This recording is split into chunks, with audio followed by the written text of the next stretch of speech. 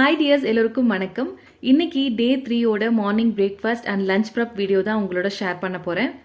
Meal plan படி இன்னைக்கு இந்த ரெசிபீஸ்லாம் தான் பிளான் பண்ணியிருக்கேன். மெயினாக வெஜிடபிள்ஸில் வெண்டைக்காய், புடலங்காய், கேரட் வச்சு தான் இன்னைக்கு ரெசிபீஸ் இருக்கும். மார்னிங் பிரேக்ஃபாஸ்ட்டுக்கு அடை தோசை, சைட் டிஷ்க்கு கேரட் சட்னி.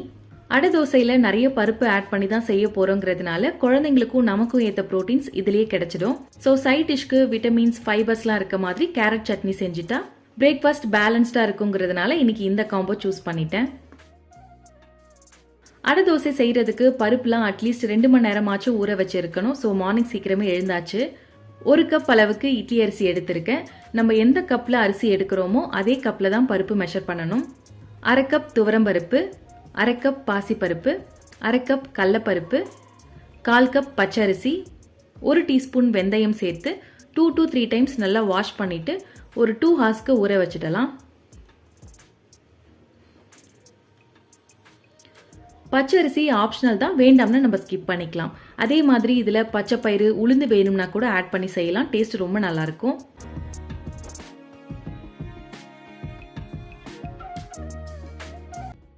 இப்போ பருப்பு, அரிசிலாம் நல்லா ஊறிடுச்சு.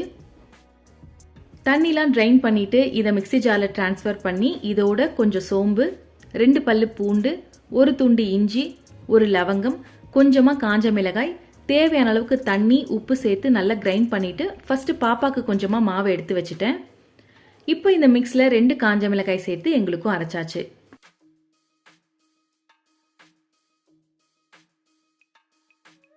ஆனியனை இந்த மாதிரி ஃபைனா சாப் பண்ணி வச்சிருக்கேன். இப்போ இதுல இதையும் ஆட் பண்ணிட்டு நல்லா மிக்ஸ் பண்ணிக்கலாம்.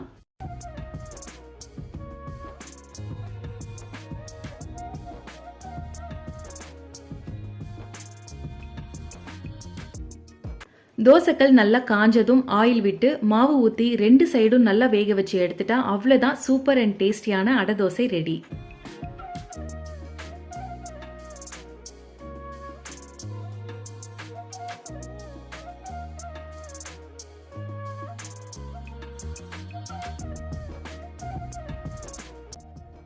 சட்னிக்கு கடாயில் கொஞ்சமாக எண்ணெய் விட்டு கடலைப்பருப்பு, உளுந்தம்பருப்பு சேர்த்து லைட்டாக கோல்டன் ப்ரௌன் கலர் ஆகிற வரைக்கும் வதக்கணும்.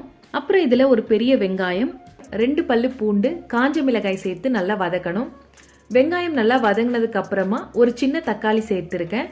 இப்போ தக்காளியோட பச்சை வாசனை போயிட்டு நல்லா சாஃப்ட் ஆகிற வரைக்கும் நல்லா வதக்கணும். இப்போ தக்காளிலாம் நல்லா வதங்கிடுச்சு. இதில் 2 பெரிய கேரட்டை இந்த மாதிரி கட் பண்ணி வச்சிருக்கேன். இதையும் இதில் ஆட் பண்ணிட்டு நல்லா வதக்கணும். ஒன்ஸ் கேரட் நல்லா வதங்கினதுக்கு அப்புறமா 2 டேபிள் ஸ்பூன் துருவன தேங்காய் சேர்த்து மிக்ஸ் பண்ணிட்டு ஸ்டவ் ஆஃப் பண்ணிட்டு ஆற வச்சிடலாம்.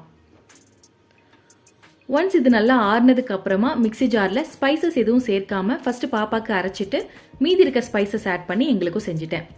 ஆல்ரெடி அடை மாவுல கொஞ்சமா ஸ்பைசஸ் ஆட் பண்ணி செஞ்சதுனால நான் சட்னியில குழந்தைக்கு ஸ்பைசஸ் ஆட் பண்ணல.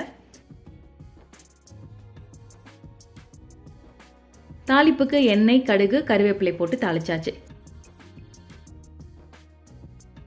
So finally breakfast ready. இதில் கேரட் சட்னிக்கு பதிலாக தக்காளி சட்னி இல்லைனா தேங்காய் சட்னியோட காம்பினேஷன் கூட ரொம்ப நல்லா இருக்கும்.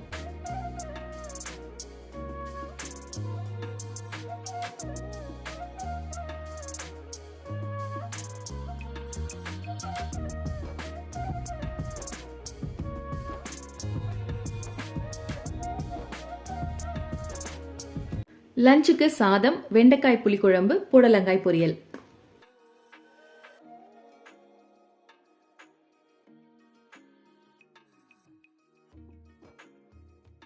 வெண்டைக்காய் புளிக்குழம்புக்கு கடாயில் 2 டேபிள் ஸ்பூன் எண்ணெய் விட்டு ஃபர்ஸ்ட் கட் பண்ண வெண்டைக்காய் சேர்த்து நல்லா வதக்கணும். ஒன்ஸ் இது நல்லா வதங்கினதுக்கு அப்புறமா வேற பிளேட்ல மாத்திடலாம். அதே கடாயில் கடுகு, சீரகம், வெந்தயம், வெங்காயம், கருவேப்பிலை, ஒரு 10 பல்லு பூண்டு இடிச்சு ஆட் பண்ணியிருக்கேன். இப்போ இது எல்லாம் நல்லா வதங்கணும்.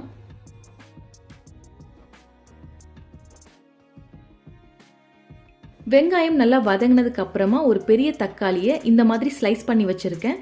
இப்போ இதையும் இதில் சேர்த்து தக்காளியோட பச்சை வாசனை போகிற வரைக்கும் வதக்கணும். தக்காளி இப்போ சாஃப்ட் ஆகிடுச்சு. இந்த டைம் ஆல்ரெடி வதக்கி வச்சிருந்த வெண்டைக்காய் சேர்த்து அகைன் நல்லா மிக்ஸ் பண்ணிட்டு இதோட மஞ்சள் தூள், மிளகாய் தூள், கொஞ்சமாக தண்ணி, தேவையான அளவுக்கு சால்ட் சேர்த்து ஒரு 5 மினிட்ஸ்க்கு பாயில் பண்ணிடலாம். இந்த மிளகாய் தூள் வீட்டில் அரைச்சது, ஸோ இதுலேயே தனியாவும் சேர்த்து தான் அரைச்சிருக்கோம். அதனால தனியாக மல்லித்தூள் ஆட் பண்ணலை. நல்லா கொதி வந்ததுக்கு அப்புறமா ஒரு நெல்லிக்காய் சைஸ் புளியை தண்ணி ஊற்றி ஊற வச்சிருக்கேன். இதையும் இதில் ஆட் பண்ணிட்டு எண்ணெய் பிரிஞ்சு வர வரைக்கும் நல்லா கொதிக்க விட்டு இறக்கிட்டா அவ்வளோதான், வெண்டைக்காய் புளிக்குழம்பு ரெடி.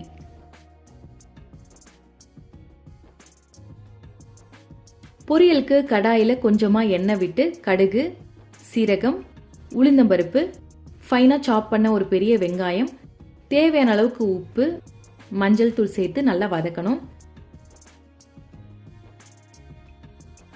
ஒன்ஸ் வெங்காயம் நல்லா வதங்கினதுக்கு அப்புறமா கட் பண்ண காய் சேர்த்து நல்லா மிக்ஸ் பண்ணிட்டு கொஞ்சமா தண்ணி சேர்த்து நல்லா வேக வச்சிடலாம்.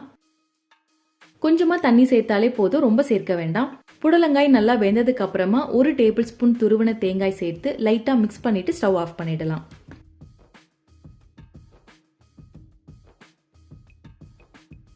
பாப்பாக்கு சாதத்துல கிரேவி எதுவும் சேர்க்காம வெண்டைக்காய் மட்டும் கொஞ்சமா எடுத்துட்டு இதுல 1/2 டீஸ்பூன் நெய் சேர்த்து லைட்டா மேஷ் பண்ணிட்டேன். இப்போ அவங்களோட ஸ்பைசஸ்க்கு ஏற்ற மாதிரி கரெக்டா இருக்கும். ஒருவேளை அதிகமா ஸ்பைசஸ் இருந்தாலும் கர்ட்ல மிக்ஸ் பண்ணி கொடுத்துடலாம். சாதத்திலிருந்து பேபிஸ்க்கும் நமக்கும் தேவையான கார்போஹைட்ரேட்ஸ் கிடைச்சிடும். வெஜிடபிள்ஸ்ல வெண்டைக்காய், புடலங்காய், வெங்காயம், தக்காளிலாம் சேர்த்துருக்கோங்கிறதுனால அது மூலயமா நமக்கு தேவையான ஃபைபர்ஸ், விட்டமின்ஸ்லாம் கிடைச்சிடும். நெக்ஸ்ட் புரோட்டீனுக்கு முட்டையில கொஞ்சமா பெப்பர், மஞ்சள் தூள், சால்ட் சேர்த்து நல்லா மிக்ஸ் பண்ணிட்டு பொடி மாஸ் பண்ணியாச்சு. தென் ஃபைனலா கோடும் வச்சிருக்கேன். That's it. இந்த வீடியோ இதோட முடியுது. தேங்க்ஸ் ஃபார் வாட்சிங். Bye bye.